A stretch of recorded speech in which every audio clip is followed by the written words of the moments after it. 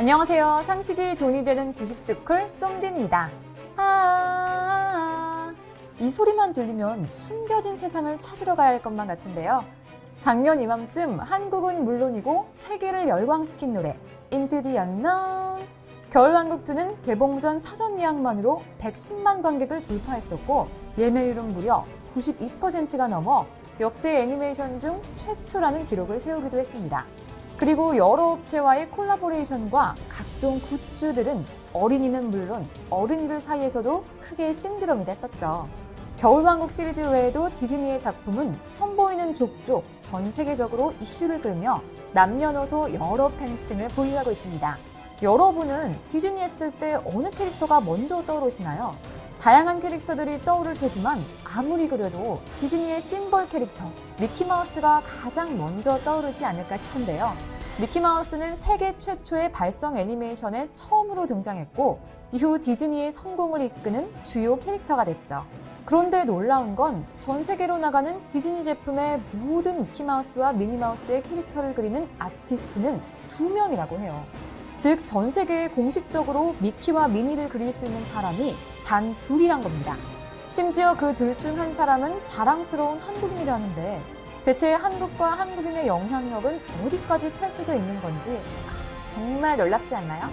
영상 시작 전 좋아요와 구독 부탁드립니다. 미키마우스를 공식적으로 그릴 수 있으면서 전 세계에 존재하는 2명 중 1명인 주인공은 바로 한국 출신의 디즈니 수석 캐릭터 아티스트 김미란 씨입니다.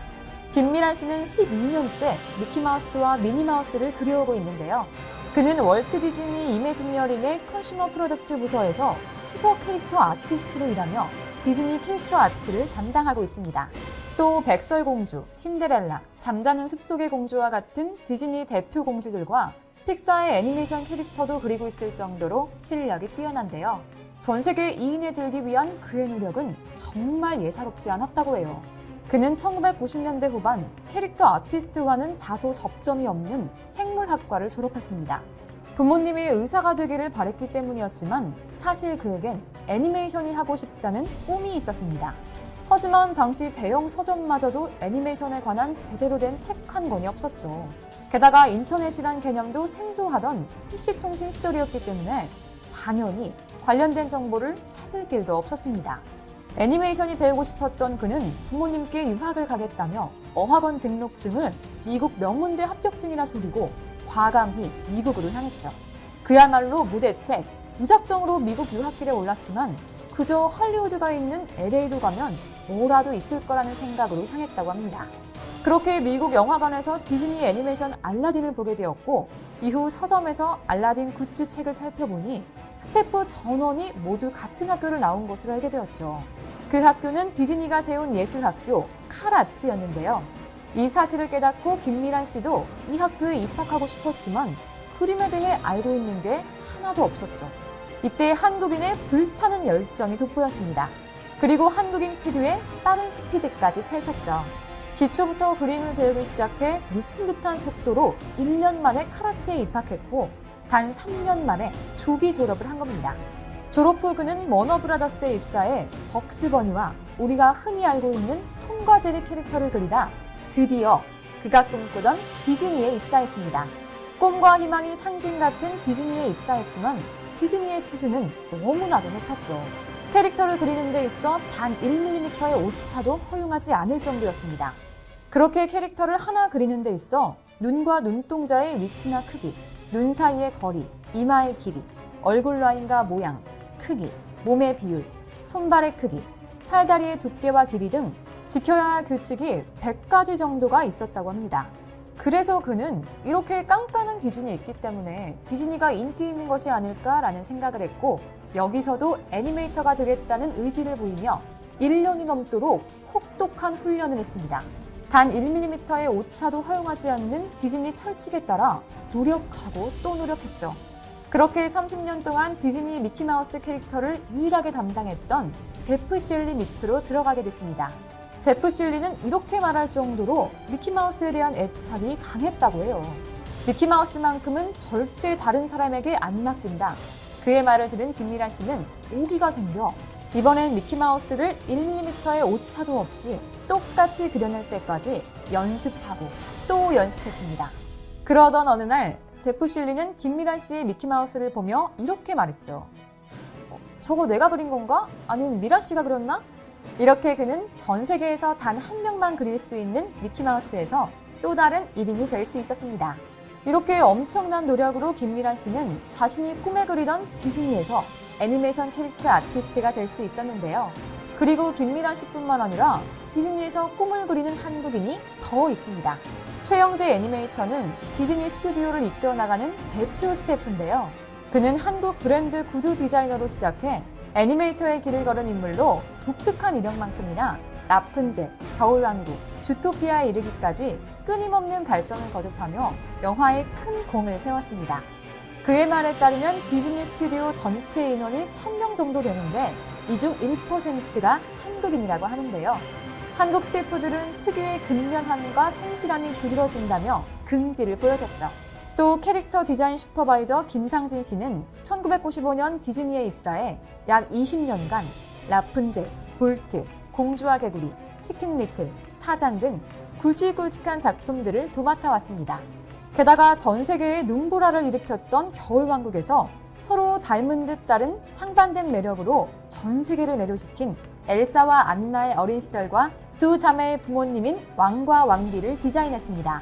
뿐만 아니라 주연 캐릭터들의 자연스럽고 다양한 얼굴 표정들 역시 그의 손끝에서 탄생했죠.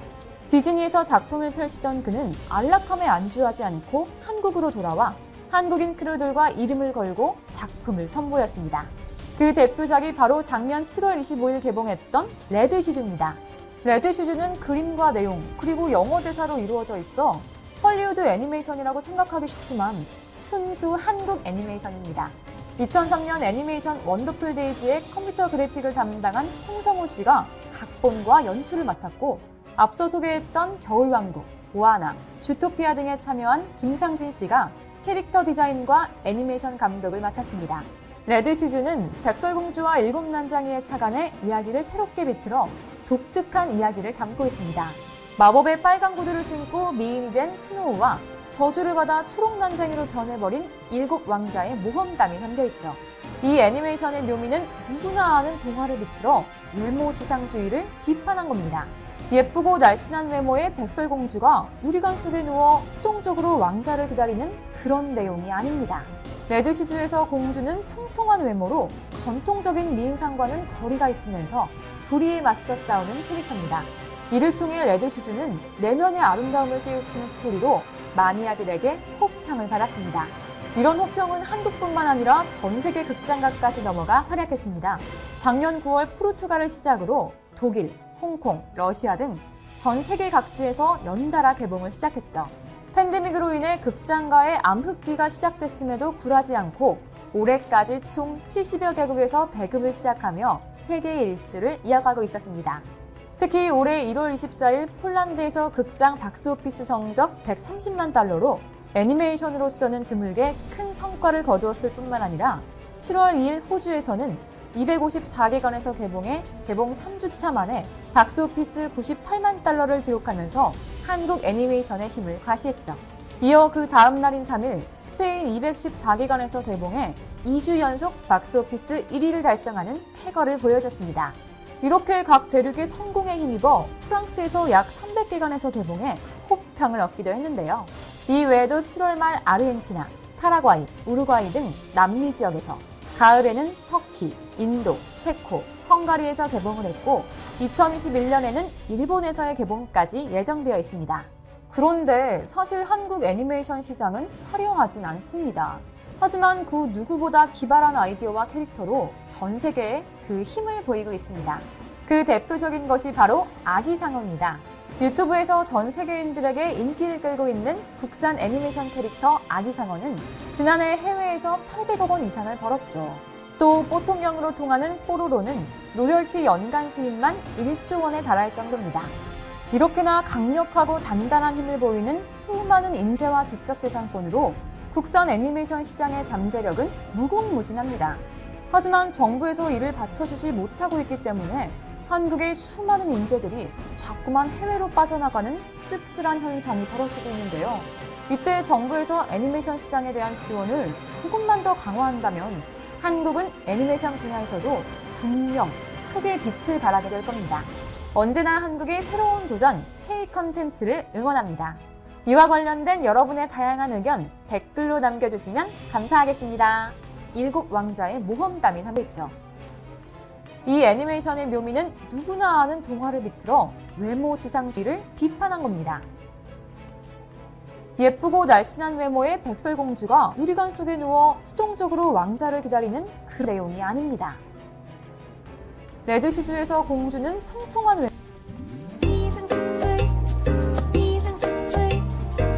주식을 모르면 이상스쿨 주식 모르니 이상스쿨. 미국 대선 지지율에서 열세인 도널드 트럼프 대통령이 16일 재선에 실패하면 출국해야 할지 모른다고 말했다. 부동층 표심을 공략하기 위해 막바지 대면 미세에 온 힘을 쏟고 있는 트럼프 대통령은 조 바이든 민주당 대선 후보를 최악의 대통령 후보로 칭하며 이같이 으름장을 놓았다. 트럼프 대통령은 이날 조지아주 메이컨에서 열린 유세에서 미국 정치 역사상 최악의 후보와 맞대결에 부담을 느낀다며 내가 진다고 상상이나 할 수 있나? 내 인생 전부를 어떻게 해야 하지? 아마도 나는 미국 정치 역사상 최악의 후보에게 졌다고 말할 것이라고 말했다. 그러면서 기분이 그렇게 좋지는 않을 것이다. 어쩌면 이 나라를 떠나야 할지도 모른다고 덧붙였다. 트럼프 대통령은 각종 지지율 여론조사에서 두 자릿수의 차이로 바이든 후보에게 뒤지고 있다. 줄곧 대선 패배 시 불복 의사를 밝혀온 트럼프 대통령은 전날 열린 타운홀 행사에서 처음으로 평화적 정권 교체를 언급하기도 했다. 트럼프 대통령의 이날 발언이 알려지자 즉각 바이든 캠프와 트럼프 낙선운동 단체 링컨 프로젝트는 이를 선거 캠페인에 활용했다. 바이든 후보는 트위터에 트럼프 대통령의 관련 동영상을 게시하고 나는 이 메시지를 받아들인다고 적었다. 링컨 프로젝트는 이 영상의 약속? 이라는 메시지를 덧붙여 트위터에 띄웠다. 트럼프 대통령은 2016년 대선 당시에도 이와 유사한 발언을 한 적이 있다고 정치 전문 매체 더힐은 전했다. 당시 트럼프 대통령은 공화당 대선 후보 경선에서 탈락하면 대중의 시야에서 사라질 것이라고 청중의 농담을 던졌다. 그는 앞으로 나를 볼 수 있을지 모르겠다. 질 것 같지는 않지만 만약 진다면 다시는 나를 볼 수 없을 것이라며 턴베리 리조트에서 골프나 치고 있을 것 같다고 말했다고 더힐은 설명했다. 북미 협상 도쿄 올림픽 좌표 찍은 백악관 서훈 방미 직후 공개. 로버트 오브라이언 미국 백악관 국가안보보좌관이 북미 협상 재개 시점으로 내년 도쿄 하계올림픽을 거론했다. 오브라이언 보좌관은 16일 싱크탱크 에스펀 연구소 화상대담에서 북미 협상과 관련해 내년 도쿄 올림픽을 거론하며 기회가 있을 수 있다고 했다. 전 세계 화합의 장인 올림픽이 북미 간 정치적 돌파구의 모멘텀이 될 수도 있다는 의미로 보인다. 북미 간 깜짝 회동 등 미 대선 직전 10월에 서프라이즈 관측이 잇따른 가운데 미 고위 인사가 북미 대화 재개에 대한 구체적 시간표를 공개 언급한 것은 처음이다. 오브라이언의 발언은 북미 협상 시기로 내년 여름을 제시함으로써 미 대선 전에는 대화 재개가 어려운 것을 사실상 공식화한 것으로도 해석할 수 있다. 이에 따라 도널드 트럼프 미국 대통령이 대선 열세 국면을 만회하기 위해 한반도 카드를 꺼내들 수도 있다는 관측은 상당 부분 사그라들 것으로 전망된다. 물론 문재인 대통령이 지난달 유엔 총회 연설 등의 계기에 종전 선언을 언급한 전후로 청와대 안보실의 서훈 실장과 김현종 차장, 최종건 외교부 1차관, 이도훈 한반도 평화교섭 본부장 등 안보라인의 연쇄 방미로 북미 간 깜짝 이벤트 개연성이 불씨가 되살아났지만 세주도 안 남은 대선 일정상 어려울 것이라는 시각이 우세했다. 트럼프 대통령도 지난 8월 회견에서 북한, 이란을 거론 이기면 매우 신속히 협상할 것이라고 해 대선 이후를 염두에 두고 있음을 시사한 바 있다. 트럼프 대통령의 최고위 외교, 안보 참모인 오브라이언 보좌관이 북미 대화 재개 가능 시기를 공개한 시점이 서훈 안보실장의 방미와 겹친다는 점도 눈에 띈다. 서 실장은 14일 오브라이언 보좌관, 15일에는 마이크 폼페이오 국무장관을 잇따라 면담했다. 도쿄올림픽 아이디어가 한미 간 교감으로 도출됐을 수도 있다는 방증이다. 좀처럼 교착하게 명분을 잡지 못한 한미 양국이 도쿄올림픽을 남북 및 북미 정상회담을 이끈 관문이었던 제2의 평창으로 활용할 수 있다는 공감대를 형성했을 수 있다는 얘기다. 이는 북한이 신형 대륙간 탄도미사일을 공개한 열병식에 대해 미국이 넣기로 일관하는 의도가 당장 대선에서의 악재를 막고 훗날 대화 재개를 위한 포석이라는 분석과도 맞닿아 있다. 문제는 18일 앞으로 다가온 미 대선이다. 트럼프 대통령이 막판 역전극을 일군다면 오브라이언 보좌관이 제시한 시간표대로 도쿄올림픽이 한반도 화해를 위한 또 다른 계기가 될 수 있지만 조 바이든 민주당 후보가 당선되면 이런 구상은 물 건너갈 수도 있기 때문이다. 이른바 전략적 대북 인내 정책을 구사해온 버락 오바마 행정부의 부통령을 지낸 바이든으로서는 트럼프와는 사뭇 다른 대북 정책을 구사할 것으로 예상된다. 바이든 후보는 전날 ABC 방송 타운홀 행사에서 김정은 북한 국무위원장을 블라디미르 푸틴 러시아 대통령, 시진핑 중국 국가주석과 함께 폭력배로 칭하며 트럼프 대통령이 김 위원장과 가장 친한 친구라는 취지로 언급했다. 홉다운 방식으로 한반도 화해 물꼬를 트려는 지금까지의 남북미 정상의 노력이 바이든 체제에서는 어떤 식으로든 바뀔 것이라는 전망이 적지 않다. 물론 신종 코로나 바이러스 감염증 사태로 한 차례 1년 연기된 도쿄올림픽이 내년 여름에 예정대로 열릴 수 있을지도 미지수다. 미 핵통제 협정 1년 연장 러시안 거부 핵동결 속이로자야. 미국은 16일 러시아와의 핵무기 통제 조약인 신전략무기 감축 협정을 조건 없이 1년 연장하자는 러시아의 제안을 거부했다. 외신에 따르면 로버트 오브라이언 백악관 국가안보보좌관은 이날 성명을 내고 블라디미르 푸틴 러시아 대통령이 밝힌 뉴스타트 1년 연장 방안의 거부 의사를 밝혔다. 오브라이언 보좌관은 핵탄두를 동결하지 않고 뉴스타트를 연장하려는 푸틴의 대응은 성공할 가능성이 없는 것이라고 말했다. 그는 또 미국은 이미 협정을 1년 연장하고 그 기간의 모든 전술, 전략 핵무기의 배치를 동결하자는 제안을 했었다고 밝혔다. 미국은 내년 2월 만료 예정인 협정을 우선 1년 연장하고 핵탄 두수를 1년간 제한하자는 비교적 간단한 제안을 했지만 러시아와의 협상은 쉽지 않다고 그는 지적했다. 미국은 협정을 일단 연장하고 핵무기를 동결한 가운데 협상을 하자고 제안했지만 러시아는 핵동결 없이 협정만 연장하려 한다는 취지다. 그는 미국은 세계를 안전하게 지켜줄 군비 통제에 대해 진지하다며 값비싼 군비 경쟁이 뒤따르기 전에 러시아가 입장을 재평가하기를 희망한다고 말했다. 러시아 측 태도와 관련 오브라이언 보좌관은 다른 나라와 마찬가지로 러시아도 내달 3일 미 대선에서 어떤 일이 벌어질지 지켜보려고 기다리는 것일 수 있다고 말했다. 푸틴 대통령은 이날 국가안보회의 상임위원들과의 화상회의에서 뉴스타트 연장과 관련 제안할 게 있다. 현재의 조약을 아무런 조건 없이 1년만이라도 연장하자는 것이라고 말했다. 내년 2월 만료되는 협정은 양국이 합의하면 5년간 연장될 수 있다. 뉴스타트는 1991년 7월 미국과 옛소련이 핵탄두와 대륙간 탄도미사일 등의 감축에 합의한 전략무기 감축 협정의 명맥을 잇는 것이다. 버락 오바마 전 미국 대통령 시절인 2010년 체결한 이 협정은 양국의 핵탄두 수를 각각 1,550기로 제한하는 내용 등을 담고 있다. 도널드 트럼프 대통령은 앞서 중국까지 포함하는 새로운 핵전력 통제 협정 체결을 요구하면서 뉴스타트 폐기를 경고했었다. 그러나 오브라이언 보좌관은 이날 미 싱크탱크 에스펀 연구소와 화상회담에서 중국은 3자 회담 참여 제안을 회피하고 있다고 비판했다고 AP통신은 전했다. 이는 중국인들은 핵탄두를 쌓고 군사력을 구축하는 데 너무 바빠 관심이 없다고 말했다.